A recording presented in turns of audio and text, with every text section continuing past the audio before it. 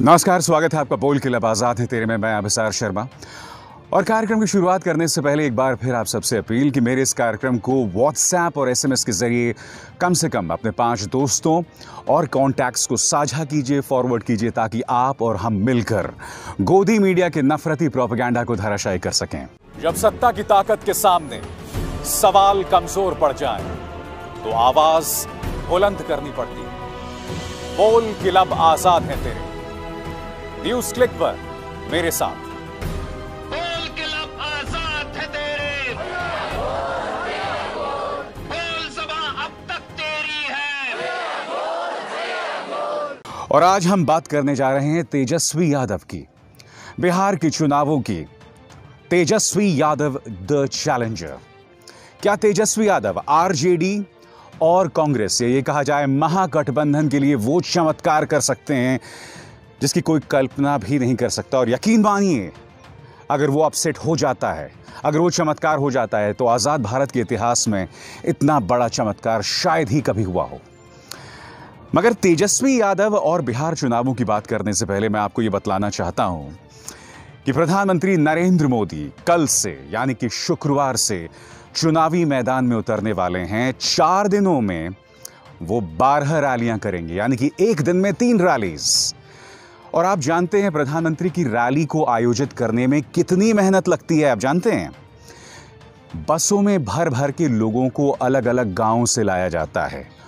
उन्हें खाने के लिए पैकेट्स दिए जाते हैं। और क्योंकि प्रधानमंत्री की रैली है, इसलिए बहुत बड़ी तादाद में मैदान में लोग चाहिए।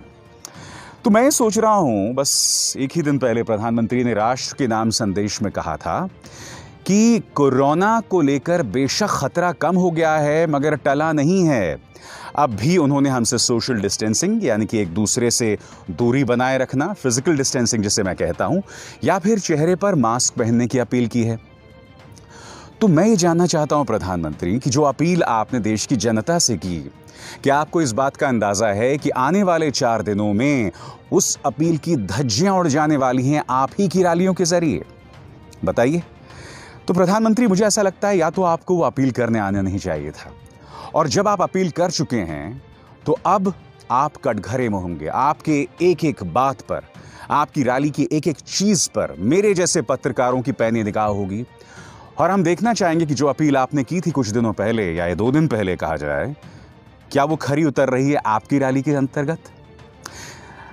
प्रधानमंत्री की ये बात तो, जो उन्होंने अपील की, वो एक तरफ है, मगर अब हम राजनीति की चर्चा करना चाहते हैं। और यकीन मानिए दोस्तों, अगले 4 दिनों में जब प्रधानमंत्री रैलीज को संबोधित करेंगे एक ऐसे राज्य में जहां उनकी लोकप्रियता पर कोई असर नहीं हुआ है, कम से कम जो तमाम न्यूज़ चैनल्स पर हम निगाह डालें और तमाम जो प्री पोल सर्वेज आ रहे हैं उस पर हम निगाह डालें, तो प्रधानमंत्री अगले 4 दिनों में बिहार की सियासत को पूरी तरह से पलट देने का मादा रखते हैं। मगर आज हम बात करने जा रहे हैं तेजस्वी यादव की, द चैलेंजर तेजस्वी यादव। दोस्तों, तेजस्वी यादव को जिस तरह की प्रतिक्रिया वहां के युवाओं से मिल रही है अपनी सभाओं के जरिए, जो इस वक्त आप अपने स्क्रीन पर देख रहे हैं, वो अप्रत्याशित है। सबसे पहले मैं आपको बतलाना चाहता हूं कि वो मंच पर खड़े होकर जब बात करते हैं युवाओं से, तो उनका जो कनेक्ट है युवाओं के साथ, वो कितना बेहतरीन है। मैं ये नहीं कहना चाहूंगा कि तेजस्वी यादव अपने पिता लालू प्रसाद यादव के करीब पहुंच चुके, नहीं। लालू जी का जो राजनीतिक वर्चस्व था, उनकी जो अपनी एक राजनीतिक छवि थी, वहां तक पहुंचने में तेजस्वी को अभी बहुत मेहनत करनी है। मगर 31 वर्षीय तेजस्वी ने जिस तरह से आम जनता के साथ एक लिंक बनाया, वो अप्रत्याशित है। और यही वजह है कि जनता दल यूनाइटेड और बीजेपी के खेमे में जबरदस्त बौखलाहट दिखाई दे रही है। क्या कहते हैं और किस तरह से करते हैं तेजस्वी, आइए देखते हैं इसकी एक और मिसाल।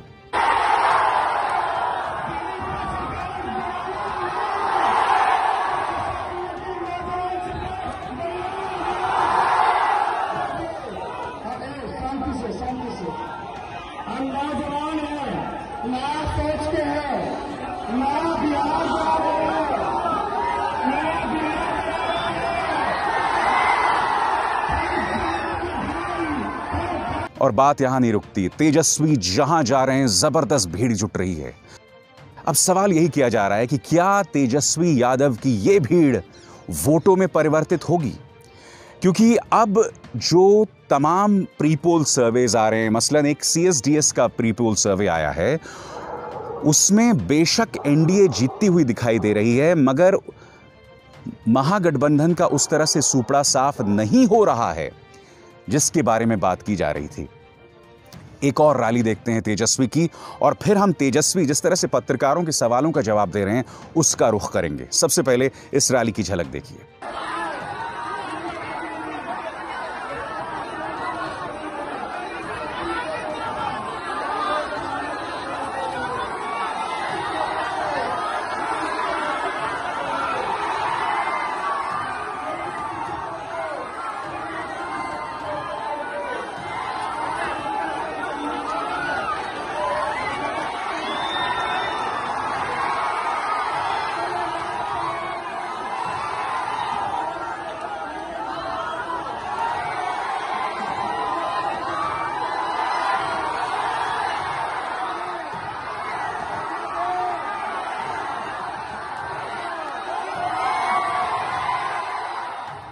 तो सवाल यही किया जा रहा है, क्या ये रैलियां, क्या ये भीड़ वोट्स में परिवर्तित होंगी?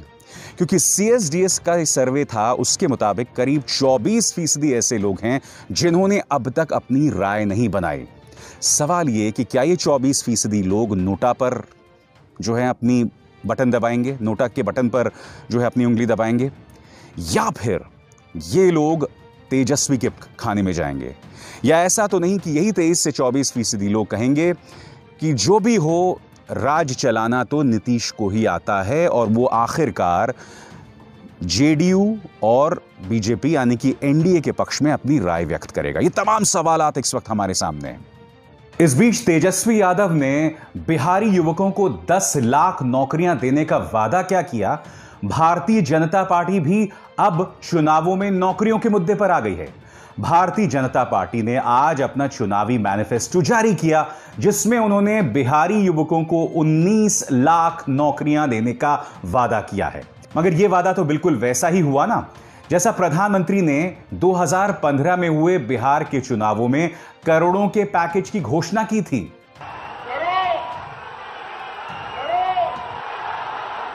50,000 करोड़ की ज्यादा करो, 60,000 करोड़ की ज्यादा करो, 70,000 करोड़ की ज्यादा करो, 75,000 करोड़ की ज्यादा करो, 80,000 करोड़ की ज्यादा करो, 90,000 करोड़ की ज्यादा करो। क्या भारतीय जनता पार्टी के इस वादे पर आम जनता विश्वास कर सकती है? सबसे दिलचस्प बात यह है कि निर्मला सीतारमण ने चुनावी मैनिफेस्टो में यह भी घोषणा की कि जब भी ICMR अपनी स्वीकृति देती है तब बिहार निवासियों को कोरोना वैक्सीन मुफ्त में मिलेगी। तो सवाल यह कि क्या महाराष्ट्र की जनता को या फिर उत्तर प्रदेश की जनता को या अन्य राज्यों में जहां चुनाव नहीं हो रहा है उन्हें चुनाव तक इंतजार करना पड़ेगा? वाकई हद है। साथ ही मैं आपको यह भी बतलाना चाहता हूं कि तेजस्वी का जो किरदार इस वक्त सामने उभर कर आ रहा है, मैं उसमें एक बहुत ही जबरदस्त परिवर्तन दे रहा हूं, उनमें बहुत जबरदस्त परिपक्वता देख रहा हूं। मसलन उन्होंने पत्रकारों से बात की और यह प्रेस कॉन्फ्रेंस करीब 2 मिनट का था सिर्फ। इसके 2 हिस्से मैं आपको बतलाना चाहता हूं। सबसे पहले नीतीश ने उन पर आरोप लगाया कि उनके पास किसी तरह का कोई तजुर्बा नहीं है। इसका जवाब उन्होंने किस तरह से दिया, आप खुद देखिए। अभी भी कर रहे हैं, सभाओं में क्या अनुभव की कमी बहुत है, कैसे कर लेगा? देखिए, हम तो मेरा तो 5 साल का जो एक्सपीरियंस जो रहा वो तो 50 साल का हो गया। डिप्टी CM भी बने, हम उप मुख्यमंत्री भी बने और नेता प्रतिपक्ष भी बने। आप देखिएगा ना, 1985 में पहली बार नीतीश कुमार जी MLA बनकर के आए थे और 1990 में वो केंद्र में मंत्री बन गए। कौन सा अनुभव था उनके पास? उस समय तो केवल MLA थे।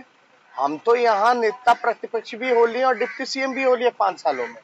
तो ये जवाब पे ज्यादा हमको टिप्पा टिप्पणी नहीं करना, लेकिन उस 18 महीने के कार्यकाल में as a deputy chief minister वो बताए अगर हमें अनुभव की कमी है तो बीजेपी के लोग 20-20 हेलीकॉप्टर हमारे पीछे क्यों लगाए हुए हैं? हम तो अकेले हैं। बात यहां नहीं रुकती। तेजस्वी ने अपने प्रेस कॉन्फ्रेंस में, जो सिर्फ 2 मिनट का था, उन्होंने अपनी सोच को जाहिर किया और बतलाया कि वो राजनीति के गुर सीख रहे हैं। और क्या कहा उन्होंने, खुद सुनिए आप। कोई आए, पूरी ताकत देश की इन लोगों ने चुनाव में लगाया है, लेकिन ये लड़ाई हम पहले से कह रहे हैं नीतीश कुमार और तेजस्वी यादव की नहीं है, ये बीजेपी और तेजस्वी यादव की नहीं है, बल्कि ये लड़ाई जो है सरकार वश जनता की है और हम जनता के साथ। सीएम साहब से एक बात स्पष्ट हो जाए दोस्तों, तेजस्वी यादव की ये जंग बहुत कठिन है, क्योंकि एक तेजस्वी यादव एक हेलीकॉप्टर में अलग अलग सभाओं का रुख करता है, मगर दूसरी तरफ उसका मुकाबला किससे है? प्रधानमंत्री नरेंद्र मोदी, नीतीश कुमार, सुशील मोदी, अमित शाह, जो बेशक इस वक्त पूरी तरह से स्वस्थ नहीं है और किसी भी रैली में दिखाई नहीं दिए, मगर उनकी सोच, जेपी नड्डा, भारतीय जनता पार्टी की पूरी मशीनरी, उनके तमाम स्टार प्रचारक। आप अंदाजा लगा सकते हैं कि तेजस्वी यादव का इम्तिहान कितना कठिन है, क्योंकि तेजस्वी यादव अपने इसी हेलीकॉप्टर में अपनी हर सभा में जाते हैं। उनके पूरे महागठबंधन में उनके अलावा कोई चेहरा नहीं है जिससे वहां की जनता पहचानती हो। राहुल गांधी और प्रियंका वाड्रा को इस वक्त चुनावी मैदान में होना चाहिए था, मगर वो वहां मौजूद नहीं है। मुझे लगता है कि इन दोनों को सक्रिय होना चाहिए। मैं नहीं जानता कि राहुल और प्रियंका को क्या चीज रोके रखी है, मगर सियासत है। अगर आपकी पार्टी यहां चुनाव लड़ रही है तो आपको मैदान में होना चाहिए। अगर प्रधानमंत्री 4 दिन में 12 रैलीज कर सकते हैं देश के प्रधानमंत्री होते हुए, तो मैं नहीं समझ पा रहा हूं राहुल जी कि आपको किसने रोका है बिहार में रैलीज करने से, क्योंकि बिहार की जनता में इस वक्त जबरदस्त नाराजगी है नीतीश कुमार को लेकर। आपकी मौजूदगी से क्या असर पड़ेगा मैं आपको बतलाता हूं, क्योंकि तेजस्वी यादव इस वक्त नीतीश कुमार को जवाब दे रहे हैं। अगर आप मौजूद होते हैं तो राष्ट्रीय मुद्दों पर आप प्रधानमंत्री नरेंद्र मोदी की बातों का जवाब दे सकते हैं। और आप खुद जानते हैं कि पिछले कुछ दिनों से आप जिस तरह से हाथरस के मुद्दे को उठा रहे हैं, चीन के मुद्दे को उठा रहे हैं, अर्थव्यवस्था को उठा रहे हैं, इससे इस सरकार में जबरदस्त असहजता हो रही है। अब तक आपको कम से कम 6 से 7 रैलीज कर देनी चाहिए थी। तो मैं आपको यही बतलाने की कोशिश कर रहा हूं कि तेजस्वी यादव के सामने चुनौती बहुत कठिन है। यह मानो भारत बनाम नेपाल के बीच में क्रिकेट का मुकाबला हो रहा है, और इसमें नेपाल कौन है और भारत कौन है आप खुद समझ सकते हैं। मगर यह भारत बनाम ऑस्ट्रेलिया भी हो सकता है, जहां भारत तेजस्वी यादव हो और ऑस्ट्रेलिया अपने जमाने की जो ताकतवर टीम हुआ करती थी, जब रिकी पॉन्टिंग उनके कप्तान हुआ करते थे और ग्लेन मैकग्रा जैसे प्लेयर्स होते थे, तो उस दौरान भी भारत ने चमत्कार किया था जब उन्होंने ऑस्ट्रेलिया को हराया था। तो क्या इस तरह का भी मुकाबला हो सकता है? ये तमाम सवालात हमारे जहन में हैं। और दूसरी तरफ एक विरासत है। देखिए, कई लोग ये कह रहे हैं कि अगर इस वक्त लालू यादव आजाद होते, जेल में ना होते और अगर चुनावी अभियान में होते तो सूपड़ा साफ हो जाता एनडीए का। मगर हम ये ना भूलें, लालू यादव की एक विरासत भी है, और अगर किसी चमत्कार से तेजस्वी यादव जीत जाते हैं तो यकीनन वो विरासत जो है वो उन्हें 2 तरीकों से चुनौती देगी। पहला, लालू प्रसाद यादव की अपनी छवि, तेजस्वी यादव को जो भी करना होगा वो उनके सामने एक मिसाल होगी। दूसरी तरफ लालू प्रसाद यादव की छवि का एक नकारात्मक पहलू, क्योंकि अक्सर जब हम जंगल राज की बात करते हैं तो लालू प्रसाद यादव के 15 साल की शासन की बात की जाती है। मगर यह भी सही है कि लालू प्रसाद यादव वो शख्स थे जिन्होंने बिहार को अपने 15 साल के राज में सांप्रदायिकता से दूर रखा। आपको याद होगा जब लाल कृष्ण आडवाणी ने राम रथ यात्रा शुरू की थी, तब लालू प्रसाद यादव ने उस रैली को रोक दिया था। और बहुत ही खूबसूरत बात उस वक्त लालू प्रसाद यादव ने कही थी, जिसे मैंने राम के नाम एक डॉक्यूमेंट्री में देखा था, जिसमें लालू कह रहे थे कि अगर मंदिर में घंटी बजाने वाला श्रद्धालु ही नहीं होगा तो राम का भजन कौन भजेगा। याद है आपको लालू जी की वो बात? जिस हित में अगर इंसान ही नहीं रहेगा, इंसान नहीं रहेगा, तो मंदिर में घंटी कौन बजाएगा या कौन बजाएगा? जब इंसानियत पर खतरा हो, इंसान नहीं रहेगा तो मस्जिद में इबादत कौन देने जाएगा? तो मुझे उस वक्त लालू जी की इस बात ने काफी असर की थी, मगर यह भी सच है कि 15 साल के लालू प्रसाद यादव की राज ने कहीं ना कहीं शासन पर कई उंगलियां उठाई, बिहारी अस्मिता पर ढेरों उंगलियां उठाई। ये बात अलग है कि लालू जी जब राज कर रहे थे उस दौरान भी सिविल सर्विसेज हों, जेएनयू हों या तमाम बड़ी बड़ी सर्विसेज हों, मीडिया हो, तमाम जगहों पर बिहारियों का वर्चस्व रहा है। तो उसमें दो राय नहीं है कि जो एक आम बिहारी की सोच है, उसकी बुद्धिमत्ता है, वो हमेशा से रही है। तो अगर उस चमत्कार के चलते तेजस्वी वाकई मुख्यमंत्री बन जाते हैं तो उन्हें उस सोच को बदलना पड़ेगा, क्योंकि आप जानते हैं कि हम उस दुनिया में रह रहे हैं जहां उत्तर प्रदेश में रोज एक बलात्कार होता है, कम से कम एक बलात्कार होता है, रोज हत्याएं हो रही हैं, मगर मुख्यधारा की मीडिया कभी भी उत्तर प्रदेश में योगी राज को जंगल राज से नहीं जोड़ती। एक और चीज बताऊं, इस वक्त योगी जी उतर चुके हैं, और योगी जी उतर चुके हैं तो एक बार फिर उन्होंने वही पाकिस्तान, जेएनयू, तमाम चीजों का राग अलापना शुरू कर दिया है। अब नहीं कोई बोल सकता है जेएनयू में, अब कोई नहीं कह सकता है कि भारत तेरे टुकड़े होंगे, ये नारे नहीं लग सकते हैं। अब तो भारत के अंदर एक ही नारा मोदी जी के नेतृत्व में लग रहा है, एक भारत श्रेष्ठ भारत। मैंने देखा जब तेजस्वी यादव से योगी जी के बारे में सवाल पूछा गया तो उन्होंने उसे पूरी तरह से टाल दिया। आप जानते हैं ये कहीं ना कहीं उनकी परिपक्वता को भी दिखाता है। वो इस तरह से दिखलाता है कि तेजस्वी यादव समझते हैं कि अगर वो योगी जी की बातों का जवाब देने लग गए तो इससे माहौल सांप्रदायिक हो जाएगा, सीधे तौर पर हिंदू मुस्लिम दो फाड़ हो जाएगा, और योगी जी को बिहार के चुनावों में लाने का एकमात्र मकसद यही है। यही वजह है कि इससे बचा जा रहा है। योगी जी पर टिप्पणी करने से बच रहे हैं तेजस्वी यादव। हालांकि हाथरस में जिस गुड़िया के साथ दुष्कर्म हुआ वो दलित समुदाय से आती है। मैं ये जानना चाहता हूं कि योगी जी की मौजूदगी को भारतीय जनता पार्टी, खासकर जनता दल यूनाइटेड, किस तरह से सही ठहराएगी। चिराग पासवान बेशक इस वक्त एनडीए के साथ चुनाव नहीं लड़ रहे हैं, मगर वो एनडीए का हिस्सा हैं, और चूंकि चिराग पासवान की एलजेपी एक दलित पार्टी है तो वो योगी जी की मौजूदगी को इस वक्त कैसे देख रहे हैं, क्योंकि हाथरस के घटनाक्रम ने, और हाथरस ही नहीं, कई ऐसी घटनाएं सामने उभर कर आई हैं जहां दलित बच्चियों के साथ दुष्कर्म हुआ है, अन्याय हुआ है, और ये सब योगी जी के राज में हो रहा है। तो कहने को एक तरफ योगी जी वो ध्रुवीकरण पैदा करते हैं, वो उन्माद पैदा करते हैं, मगर दूसरी तरफ दलितों को लेकर एक बहुत ही गंभीर प्रश्न इस वक्त बना हुआ है। तो बिहार के चुनाव दोस्तों मैं आपको बतलाना चाहूंगा अपने आप में बहुत दिलचस्प हैं।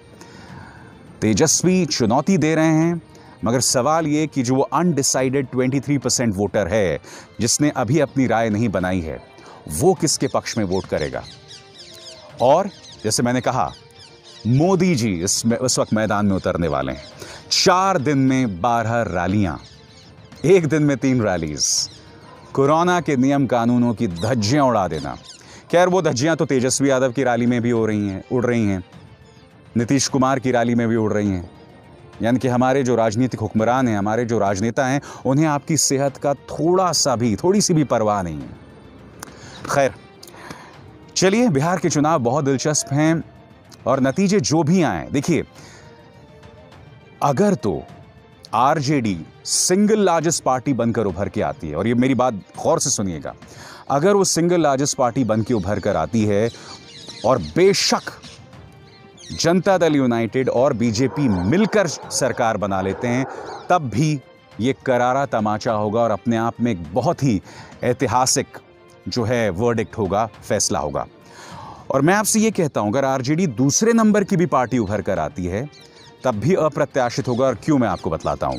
वो इसलिए क्योंकि आरजेडी को दूसरे नंबर की पार्टी बनने के लिए या तो बीजेपी को या फिर जनता दल यूनाइटेड को तीसरे नंबर की पार्टी बनना होगा।